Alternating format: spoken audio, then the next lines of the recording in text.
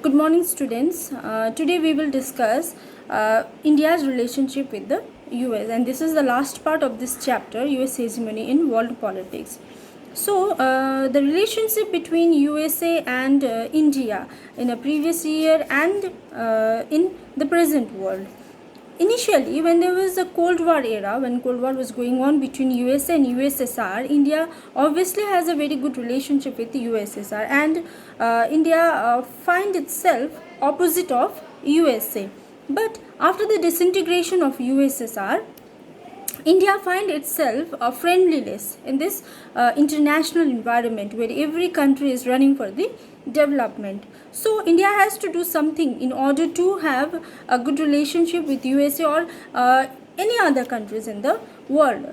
So India had started a policy, and that policy was liberalize its business and economy. So in that case, when India liberalizes its economy, when India gives a certain freedom, free economy, at that time other countries also wanted to do business with India, as well as India was able to do business with other countries. So there were many other countries who have involved themselves with India, and one of them was USA.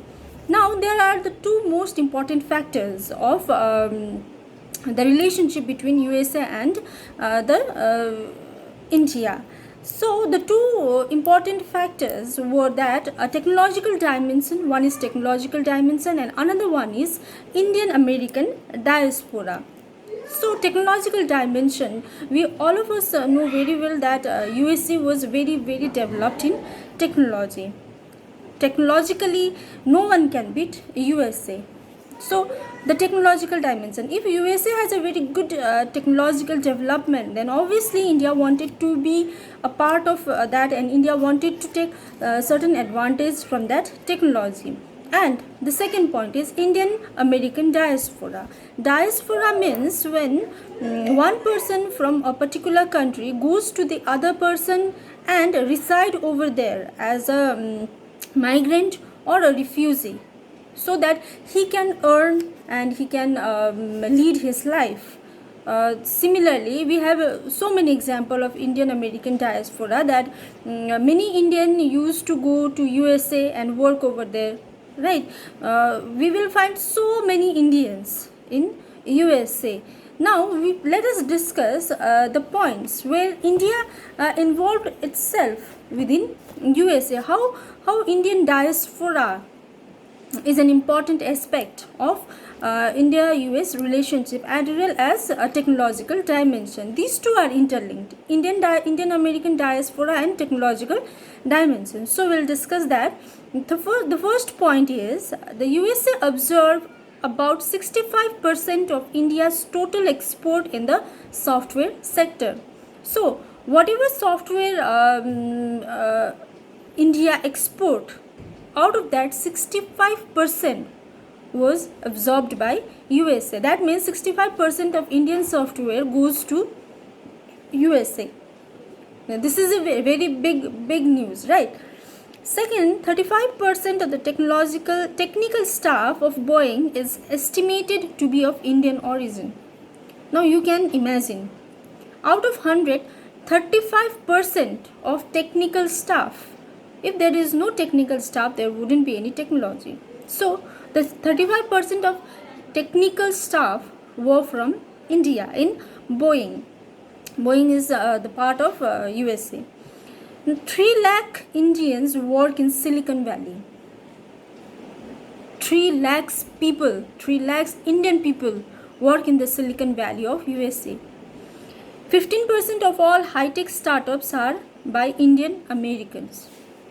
So the startups, high-tech business which were going to start or which they have already started, so 15% of them belongs to Indian American. So you can imagine the role of India in USA. Maximum number of people are in USA and they are much more developed. We can say that because 35% technical staff, that is not a small amount, and that is not a small number of people. So there is a relationship between India and USA. This is how India and USA were try to develop their relationship. And there were many critics now, because I have already said this, or I have already explained this from class 11 onwards. If there is a good thing, then there will be critics. Critics are those who criticize, right? So there always been people who are for something and the people who are against something. Now every time critics has to say something, so there is a debate going on between the critics on the issue of India and US's relationship. Now the first group of critics, first debate is that they said that India should remain aloof from USA and focus on its own national power. Some of the critics are saying that India should not maintain any relationship with USA. They have to remain aloof. They have to remain far away from USA and have to focus on their national power only. So this is one of the critics, one of the debate. Some other critics said that India should take advantage of US hegemony.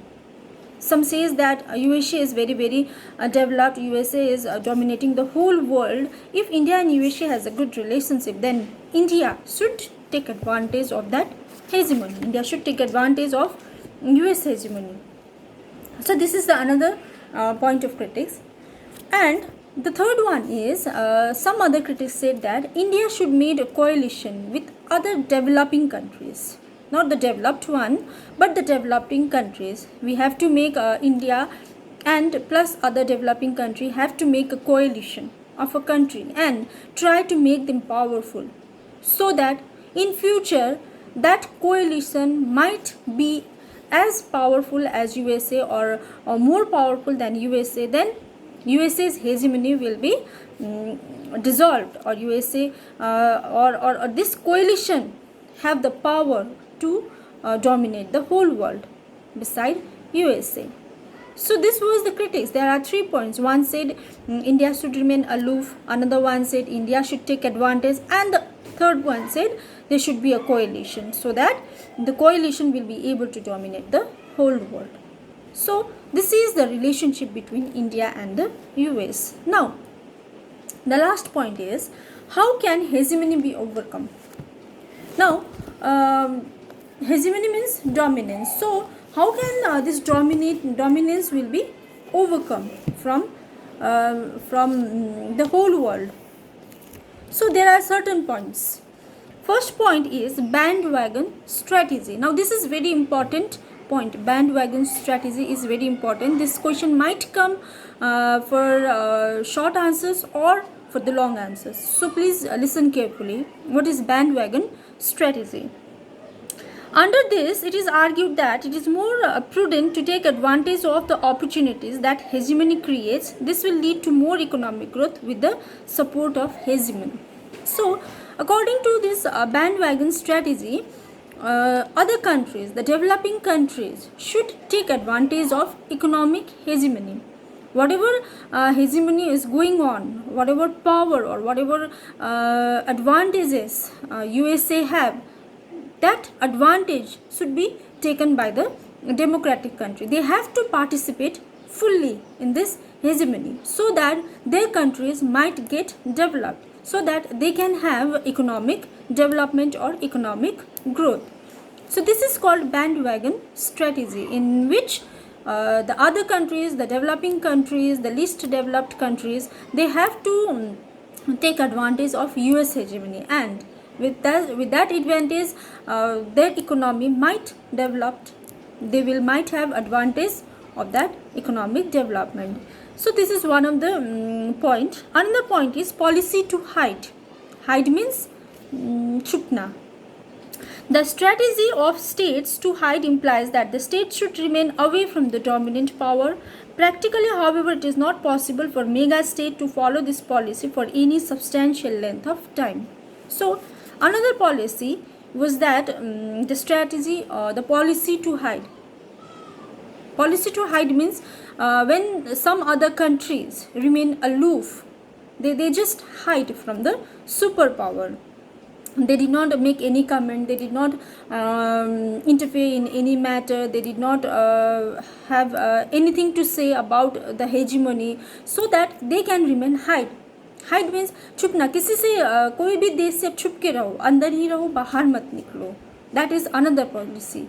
So that if we say we do that, like if we remain aloof, if we hide ourselves from US hegemony, then that hegemony will automatically overcome. So this is another policy. The third policy was combination of NGOs and social movement and other. Now there are so many NGOs, so many organizations, so they wanted to combine all the other organizations. The hegemony of the US may be overcome by combination of non-governmental organizations, social movement and public opinions, section of media and intellectual artists and writers. These non-state actors all over the world may form associations and criticize and resist US hegemony. So according to this third point, whatever NGOs are there, whatever social organizations are there, writers are there, artists are there, social organizations are there, whatever organization, NGOs are there, they should combine and form one association. And that association will criticize or resist US hegemony, so that this hegemony will overcome. So these are the third point. These are the 3 points. One is bandwagon society, where every developing country or every individual country has to take advantage from this US hegemony, so that they will have economic development. Another point is policy to hide. If we remain aloof from the superpower, then there will be no question of hegemony. They will not be able to dominate us. And the third point is combination of or the forming of an association by NGOs and social organization, and after that organization became powerful, they can criticize and resist the US hegemony. In spite of our strategy, the fact remains that the modern world is a global village that cannot be left by us. Thus, we have only one option: resistance to US hegemony. Now, we live in a world, and this world is a global village, and in every village there is a headman. So, if that headman, if that the person, the leader, is showing his dictatorship upon you, then you cannot leave that village, right? It's not possible to leave the village, but we have only one option, that is resistance. We have to stop, we have to resist that hegemony. So this is the end of this chapter, US hegemony in world politics. I hope you have understood the chapter. Chapter is simple. You have to, there are some important points, like for example, you have to remember hard power, soft power, and structural power. That is most important. Bandwagon theory important. And 9/11 attack, operation to enduring freedom, Iraq invasion. This is actually, if you read the whole chapter carefully, you will find it very, very interesting, and you will get to know so many facts about the US. Okay, in the, like for example, today only we have discussed India and US relationship. Do we have any idea that 3 lakhs Indian people are working in Silicon Valley? No, I don't know about you all, but I do not have that idea that almost 3 lakhs people and 35% Indians are technical staff over there. US is technologically developed, and in order to have that development, technological development, one of the most important contribution was from India, because our people are the technical staff over there. So this is very knowledgeable also, right? So please do read the chapter carefully, so that you will understand everything, and do your homeworks. Please write down all the question answers, and do read also. And from next class we will start Indian politics. Okay, we were studying world politics till now, and we have completed 3 chapters. Now we will start Indian politics also, because we have to go side by side, Indian and world. Okay, till then, take care and be safe, and do read, and yes, be safe.